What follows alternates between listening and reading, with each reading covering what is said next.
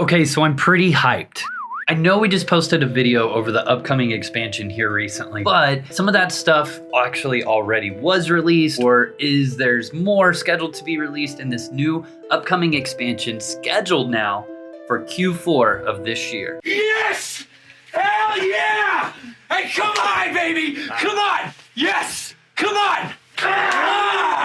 Outlands is just always feeding us content. It seems non-stop. I mean, seriously, I think I read more patch notes over new content for Ultima Online Outlands than even World of Warcraft. But with that, today, let's talk about the new weapons. Let's talk about the new lands. Let's talk about some of the new housing spots. Let's talk about the new dungeon time. Let's talk about new features and content for Wildlands.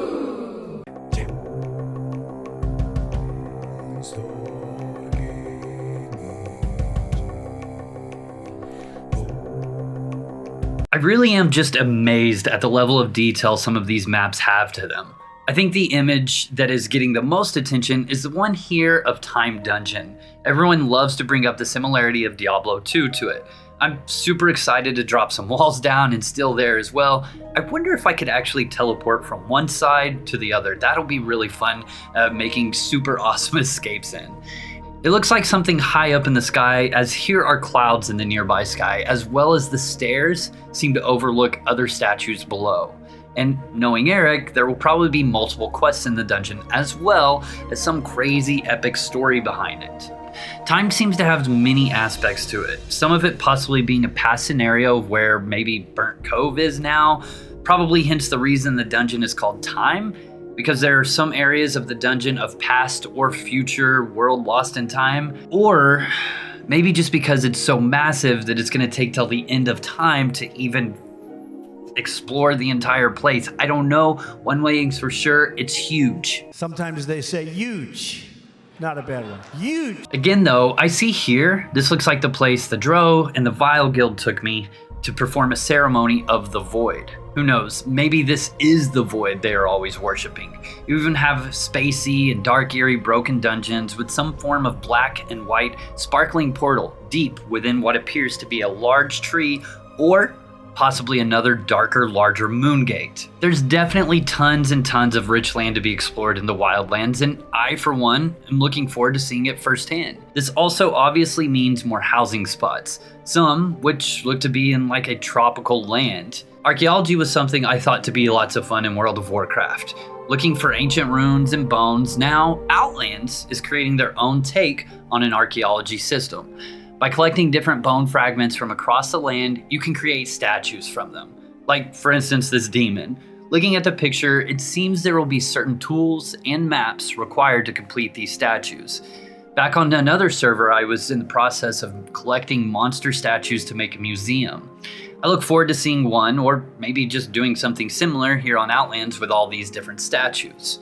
Another cool take on the archaeology feature is that I'm sure that there will be tons and tons of people buying and selling different pieces of the statues, and it will once again create a nice little market for people that are buying and selling rares to participate in. Horseshoe Bay has been in talks of a rework for a long time now. Whether or not this will come in the expansion or prior to is another question, but it sure looks amazing.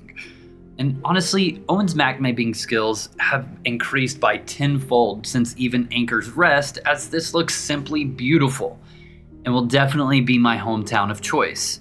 I'll be curious to see where One in Dennis and King Norcal's brothel gets moved to when the Horseshoe Bay remodel happens.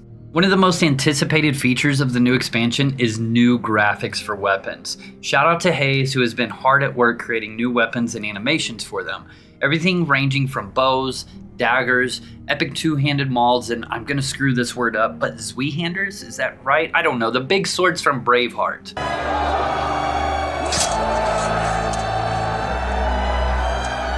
To even new wrestling weapons so we can stop beating people with our newspapers and calling it wrestling. I'm still in hopes that there will be some type of new skill, although that's still left to be unsaid. No word on that yet that I've found. If you have found something, then please drop it in the comments below. But if you guys remember the last expansion, Chivalry and Necromancy were both introduced. I really hope some kind of new skill like that comes into play, although maybe that's what archaeology is taking its place of. But either way, All in all, I once again am taken back by the non-stop continued development of a free shard that dwarfs that which retail or any other free shard is doing. Keep up the great work, guys. From me and the rest of the Outlands community, you're doing fine. Shout out to the Patreons, the channel members, and you for liking this video, as it helps for discoverability for myself, but more importantly, UO Outlands. Also, make sure and come by the live streams most evenings at 8:30 p.m. Eastern right here on YouTube. Also, other than that, guys, do me a favor, comment below some different types of content over UO Outlands that you'd like to see me cover, as I really like being a community-driven content creator and making videos that you request for. Make sure and come by my Discord, drop any and all news that you do see over the expansion, as that's really been the main topic of discussion in there lately. Otherwise, guys, Pwn Star Gaming out.